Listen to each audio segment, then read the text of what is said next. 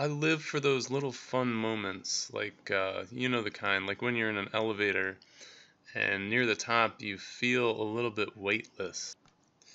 Let's think about why that is.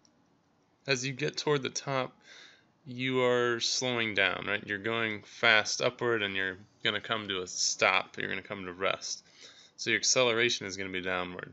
Therefore, we know that there is a net force on you downward. We also know that since you're on Earth, you have a gravitational force on you, which is your weight, and that's going to be the same no matter where you are in the elevator. We'll weigh 150 pounds whether we're at the top, bottom, stopping, constant velocity, speeding up, whatever.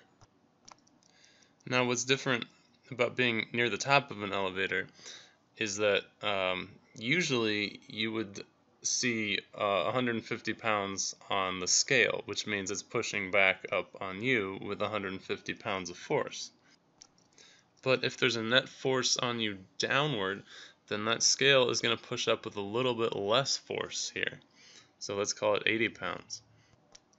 So your apparent weight, it's going to feel to you like you're just 80 pounds. If, God forbid, the elevator cable were to snap and the elevator would go into a free fall, you would feel like you weighed 0 pounds. You would feel weightless. But just like astronauts in space who are still kind of close to the Earth, you would still have a gravitational force and you'd still have a weight, but you just feel weightless.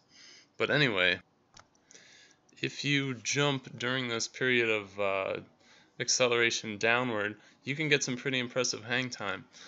You could also jump as the elevator starts to go down, um, if you're going down to the lobby.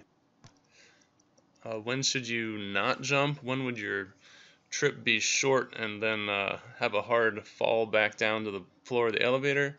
Well, at any point when your acceleration is upwards, then the scale has to apply more force than your normal weight. So that would be when you start your ascent upward or end your ascent downward.